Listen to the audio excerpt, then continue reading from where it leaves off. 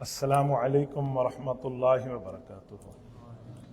مبسملا ومحمدلا ومصلیا ومسلما، اما بعد۔ میرے معزز دوستو، رمضان المبارک کا دوسرا عشرہ اپنی آب و تاب سے پورا ہونے لگا ہے اور مارچ 2024 کا یہ مہینہ چل رہا ہے۔ آج سے تقریباً 2024 ہم دیکھیں 600 سال نکالیں تو 1400 سال پہلے جو 624 عیسوی کا مارچ آیا تھا، یا اسی طرح رمضان المبارک کے 1445 سال ہو رہے ہیں، اس کے بھی اگر ہم اسی طرح 600 سال نکال لیں تو پیچھے 1437-38 سال بنتے ہیں۔ دونوں مہینوں کے اعتبار سے جنگ بدر ایک مہینے میں آ رہی ہے۔ 17 رمضان سن 2 ہجری تھی اور 13 مارچ سن 24 عیسوی تھی جب جنگ بدر لڑی گئی۔ تو مارچ میں بھی جنگ بدر ہے اور رمضان میں بھی ہے، تو دونوں تاریخیں پوری ہوئی، تو میں نے اس لیے آپ کی خدمت میں جنگ بدر کا عنوان رکھنا چاہا ہے۔ اس کو اسلام کی پہلی جنگ کہا جاتا ہے۔ یہ ایک اعتبار سے اسلام کی پہلی جنگ ہے اور ایک اعتبار سے اسلام کی تیسری جنگ ہے۔ غزوہ بوات اور غزوہ عشیرہ اس سے پہلے ہو چکی ہے، اس اعتبار سے یہ تیسرا غزوہ ہے۔ لیکن اس کو پہلا کیوں کہتے ہیں؟ وہ اسی لیے کہ ان 2 غزووں میں لڑائی کی نوبت نہیں آئی تھی، صرف مٹھ بھیڑ ہوئی اور بات ختم ہو گئی۔ اس میں باقاعدہ لڑائی کی نوبت آئی ہے، اس لیے اسے جنگ بدر کہتے ہیں اور پہلا غزوہ کہتے ہیں۔ اسے بدر کیوں کہتے ہیں؟ یہاں ایک سردار تھا، یا تو اس بدر کی وجہ سے اسے بدر کہتے ہیں، وہ سردار رئیس بدر کہلاتا تھا، اور یا یہاں جو کنویں تھے نا، اس جگہ میں جتنے کنویں تھے وہ ایسے انداز سے بنائے گئے تھے کہ چاند اس میں باقاعدہ عکس ڈالتا اور چاند وہاں عکس کے طور پہ نظر آتا، تو چاند کو بھی بدر کہا جاتا ہے، اس وجہ سے اس جگہ کو بدر کہتے ہیں۔ یہ مدینہ طیبہ سے 150 کلومیٹر کے فاصلے پہ ہے۔ اللہ تعالیٰ آپ سب کو اس مقام مقدس کی زیارت عطا فرمائے۔ میں نے الحمدللہ 20 مرتبہ یہاں حاضری دی ہے، بعض اوقات ود فیملیز دی ہے، بعض اوقات اکیلا حاضر ہوا ہوں۔ یہ ایک بڑا پرفضا اور بہت خوبصورت مقام ہے۔ رسول اللہ صلی اللہ علیہ وسلم کے دور کے وقت سے اس جنگ بدر کے مقام کی بڑی اہمیت تھی۔ یہاں سے غیر ملکی جو ہے نا قافلے گزرا کرتے تھے۔ اس سے آپ یوں سمجھیں کہ یہ بین الاقوامی سطح کی ٹریولنگ یہاں ہوتی تھی۔ یمن کے قافلے بھی یہیں آتے، باقی قافلے بھی یہیں آتے۔ حجاز، اس زمانے میں سعودیہ کو حجاز کہتے تھے، تو حجاز کے تو قافلے تھے ہی یہاں پر۔ نبی علیہ الصلوۃ والسلام نے جو غزوہ لڑا ہے، انتہائی بے سر و سامانی کے عالم میں لڑا ہے، جہاں کل ملا کر ہمارے پاس 70 اونٹ ہوں اور 313 افراد ہوں، ہر اونٹ پہ 3 بندے ہوں، تو آپ اندازہ لگائیں۔ اور جہاں چند کہتے ہیں 9 تلواریں ہوں، یہ اس طرح معدود چند تلواریں تھیں، اور زرہ بھی بہت کم ہے، نیزے بھی بہت کم ہیں، اور 6-7 گھوڑے ہیں، اور سامنے کا لشکر 1000 سور ماہ کا لشکر ہے، اور وہ اپنے پاس اسلحہ بھی رکھتے ہیں، اپنے پاس کھانے پینے کے لیے روزانہ ایک اونٹ بھی ذبح کر رہے ہیں۔ 10 اونٹ ذبح ہوتے تھے، ایک اونٹ 100 بندوں کے لیے تھا، تو 1000 بندے کے لیے 10 اونٹ ذبح ہو رہے ہیں، اور ان کے پاس سواری کے لیے بھی اونٹ نہیں ہے۔ نبی پاک صلی اللہ علیہ وآلہ وسلم نے وہاں پر جو دعا مانگی ہے نا، ایک دعا اور ایک حضور پاک نے جو پرچم پیش کیا ہے، یہ دونوں اللہ کو بات منوانے کے لیے کافی ہو گئے۔ حضور علیہ السلام نے پرچم حضرت اما عائشہ کے دوپٹے کا پیش کیا تھا، جس کو ہم پرچم نبوی کہتے ہیں، یہ نبی پاک صلی اللہ علیہ وسلم نے پیش کیا۔ اما عائشہ کے پرچم جو دوپٹہ پرچم بنا تھا، اس میں سفید دھاریاں کم رکھی گئیں اور کالی دھاریاں زیادہ تھیں، جیسے جمعیت علماء اسلام کا پرچم ہے، اسی لیے پرچم نبوی کہتے ہیں۔ یہ پرچم رکھا اور حضور نے دعا مانگی۔ پرچم یہ کیوں رکھا؟ دوپٹے کے علاوہ بھی تو کوئی پرچم رکھا جا سکتا تھا۔ میں اردو زبان میں سمجھانے کے لیے ایک جملہ کہتا ہوں، یہ اس لیے پرچم رکھا کہ جیسے آج کل کوئی بات منوانی ہو نا، تو بہن اپنے قریبی کے سامنے اپنے دوپٹے کے واسطے کو دے دینا، تو بھائی کا دل پانی پانی ہو جاتا ہے، وہ کہتے ہیں جی بات مان لے، اس نے دوپٹے کا واسطہ دیا۔ رسول اللہ کے صحابہ 313 ہیں، تو حضور پاک نے رب کے دربار میں حضرت اماں کے دوپٹے کا واسطہ دیا۔ اور وہ ایسے قبول ہوئی نا کہ ہر وہ کافر جو کہہ رہا تھا نا بدر جائیں گے اور لڑ کے آئیں گے، سردار تھے 24 سردار جو 1000 کافروں کو لیڈ کر رہے تھے، یہ 24 سردار کی گردنیں الگ تھی اور جسم الگ تھے. صحابہ نے اکٹھے کر کے ایک کنویں میں ڈالے ہیں، ورنہ ان کا حشر یہ ہوا. اور پھر حضور نے دعا فرمائی، اور اس دعا کے جو لفظ ہے نا، رسول اللہ صلی اللہ علیہ وسلم کی 63 سالہ دنیاوی زندگی میں اس طرح کے الفاظ نہیں ملتے. حتیٰ کہ حجت الوداع جیسے ایک عظیم اجتماع میں بھی یہ لفظ نہیں ملتے جو حضور یوں فرمائے کہ میرے مولا میں اپنی یہ وصولی لے کر آپ کی خدمت میں آیا ہوں، ان تہلک هذه العصابہ لا تعبد فی الارض. یہ چلے گئے تو پھر عبادت کرنے کے لیے عابدین میں دنیا میں کہاں سے نہ ہوگا. یہ بڑی لجاجت کی دعا تھی. صحابہ کرام رضی اللہ عنہم اجمعین میں کوئی شخص اتنی ہمت نہیں کر رہا تھا کہ رسول اللہ کو روتے ہوئے دیکھ کے ہم تسلی دے دیں. حضرت ابوبکر صدیق گئے اس وقت جب نبی علیہ الصلوۃ والسلام کے اوپر جو چادر مبارک تھی نا، وہ دعا میں ہاتھ بلند ہوتے ہوتے گرتی چلی گئی. تو صدیق اکبر گئے اور چادر کو چوما اور تھام کے اوپر رکھا اور رسول اللہ کے کندھوں پر ہاتھ رکھا اور عرض کیا، یا رسول اللہ، بدر کے ان سنگریزوں پہ گرے ہوئے آپ کے آنسوؤں پر اب ضائع نہیں کرے گا. یہ بدر کا فیصلہ ہوا. اور ان 313 نے 1000 آدمی کے لشکر کو یوں مات دی ہے کہ جیسے تاریخ میں ایک نام لکھ دیا گیا ہو. اور یہ پہلی جنگ تھی، اور پہلی جنگ میں کفار کی ریڑھ کی ہڈی ٹوٹ کے رہ گئی.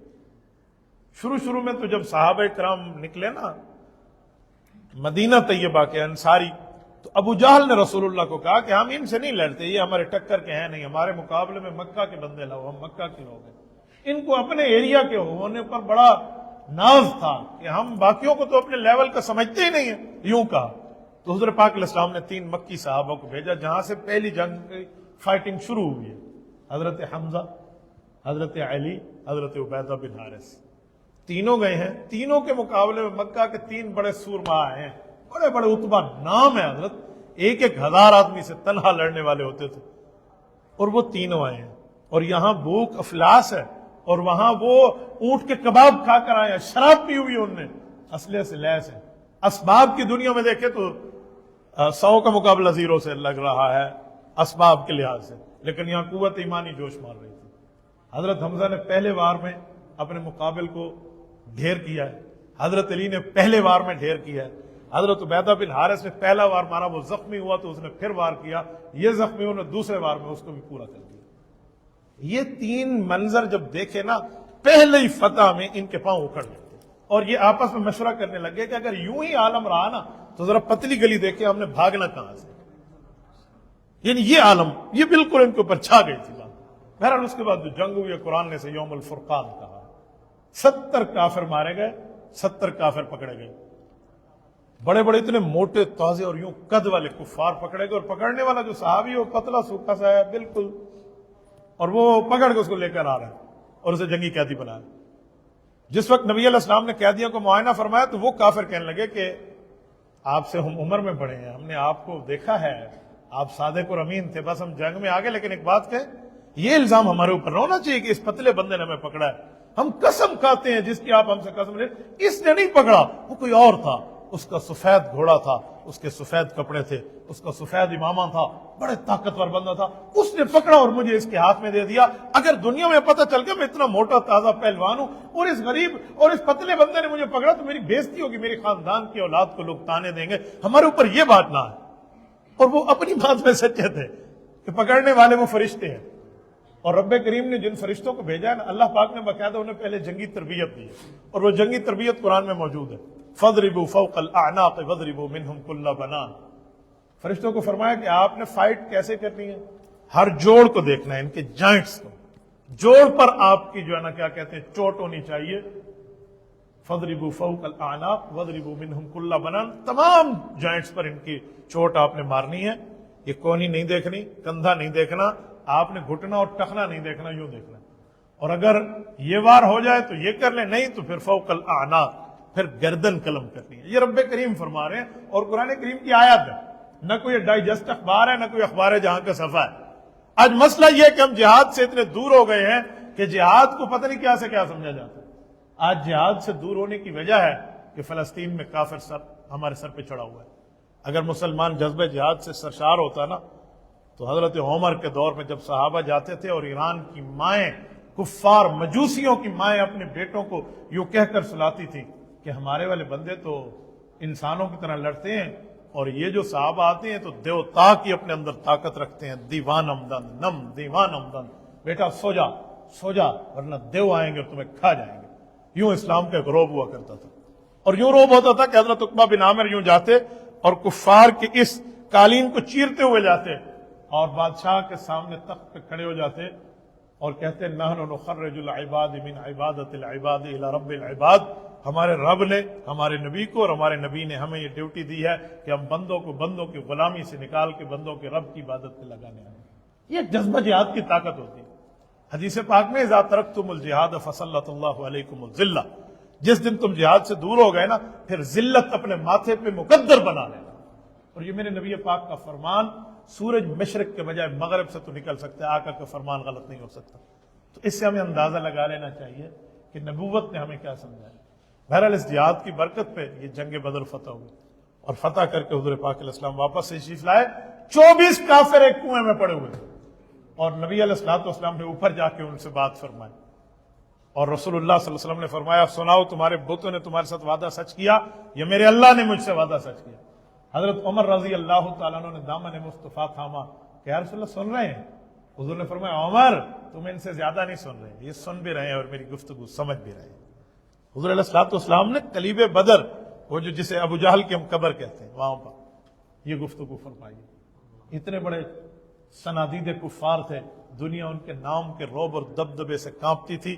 آج قبر کا نشان ہی نہیں ملتا. میں 5 دفعہ بدر میں تو صرف ابو جہل کی قبر ڈھونڈنے نکلا ہوں، کوئی یہ کہتے اور کوئی وہ کہتے، نظر ہی نہیں آتی. وہ کنواں ہی سمجھ نہیں آتا، پتہ نہیں کہاں ہے. ایک شہبے کو ہم لے کر گئے جو بزرگ تھے وہاں پہ، انہوں نے جا کے کوئی ایک جگہ کی تعین کی. ورنہ مجھے دیکھنے کا شوق تھا کہ کتاب الروح میں امام ابن القیم نے ایک واقعہ لکھا ہے رحمہ اللہ. وہ فرماتے حضرت عمر کے بیٹے حضرت عمر رضی کے دور میں وہیں سے آ رہے تھے کہ ابو جہل کی قبر سے ایک شخص نکلا اور وہ بالکل اس طرح تھا اس کنویں سے کہ وہ اس کے اوپر آگ لگی ہوئی تھی اور آگ میں جل رہا تھا. یہ کتاب الروح میں امام ابن القیم نے لکھا ہے کہ جب وہ نکلا تو حضرت عبداللہ کو دیکھ کے اس نے کہا یا عبداللہ اس کی نہیں، مجھے پانی پلا. تو یہ تو بہت پریشان ہوئے. پھر ایک اور شخص نکلا جو سفید لباس میں اور بالکل صحیح سالم ہے اور اس نے کہا لا تسقیہ فإنہ عدو اللہ، کوئی پانی وانی اسے نہیں دینا، یہ اللہ کا دشمن ہے، اس کو عذاب ہو رہا ہے. تو یہ بے ہوش ہو گئے تھے حضرت عبداللہ بن عمر رضی اللہ. حضرت عمر نے قانون پاس کیا تھا کہ مغرب کے بعد اس ایریا میں نہیں جانا آج کے بعد. تو میں جو اس جگہ دیکھنے کا بڑا شوق تھا جس کے بارے میں میں نے یہ روایت پڑھ لی تھی، لیکن ابو جہل کی قبر ڈھونڈنے سے بھی نہیں ملی. بڑی مشکل سے جا کے کوئی ایک جگہ کی تعین ہوئی. اس سے پتہ چلا کہ نبوت کے مقابلے میں بندہ کامیاب نہیں ہوتا، ناکام ہوتا. اس جنگ بدر سے جب حضور واپس آئے خوشی کی شادمانیوں کی خبر لے کر، تو ایک غم کی خبر اللہ کے رسول کو ملی. حضور علیہ السلام کے داماد حضرت عثمان افسردہ ہیں اور رسول اللہ صلی اللہ علیہ وسلم کی بیٹی حضرت رقیہ دنیا سے انتقال کر گئی. اور حضرت عثمان کو حضور اپنی بیٹی کی تیمارداری پر بٹھا کے گئے تھے کہ بیوی کی خدمت کرو، گویا آپ امیر کی تشکیل میں ہو تو آپ جہاد میں ہو. جب یہ بات کی کہ عثمان ہم بدر جیت آئے ہیں تو عثمان نے ایک ہی لفظ کہا کہ یا رسول اللہ میں رقیہ ہار بیٹھا ہوں. یہ حضرت رقیہ رسول اللہ صلی اللہ علیہ وسلم کی بیٹی ہے، حضرت عثمان کی بیوی ہے، حضور پاک علیہ السلام کی دوسری بیٹی ہے. حضور کی 4 بیٹیوں میں دوسری بیٹی حضرت رقیہ ہے. اس کی وفات کے بعد کلثوم حضرت عثمان کو رسول اللہ خود قبر میں اترے اور خود قبر مبارک میں اتر کے ان کو قبر پہ رکھا اور ان کے لیے دعا فرمائی. ایک روایت میں ہے کہ شاید اپنی چادر بھی بطور کفن کے اوپر رکھ دی تھی. بہرحال میری بات کا مطلب یہ ہے کہ اگر شریعت کے اوپر بندہ عمل پیرا ہو تو وہ وقت دور نہیں ہے کہ وہ بدر کے فرشتے آج بھی ہماری مدد فرمائیں. علماء مفسرین نے لکھا ہے کہ ان فرشتوں کی ڈیوٹی ہے کہ مسلمان جب جہاد فی سبیل اللہ میں مخلص ہوگا تو یہ فرشتے اس کی مدد کے لیے آسمان سے پھر بھی اترتے رہیں گے قیامت تک کے مسلمانوں کے لیے. تبھی علامہ اقبال رحمۃ اللہ علیہ نے اسی بات کو سامنے رکھ کے آپ کو اور مجھے جگانے کے لیے جملہ کہا تھا نا کہ فضائے بدر پیدا کر، فرشتے تیری نصرت کو اتر سکتے ہیں گردوں سے قطار اندر قطار اب بھی. اللہ آپ کو اور ہمیں صراط مستقیم عطا فرمائے، دین حنیف دین اسلام کے عمل کی توفیق عطا فرمائے. اقول قولی ھذا واستغفر اللہ وآخر دعوانا ان الحمد للہ رب العالمین.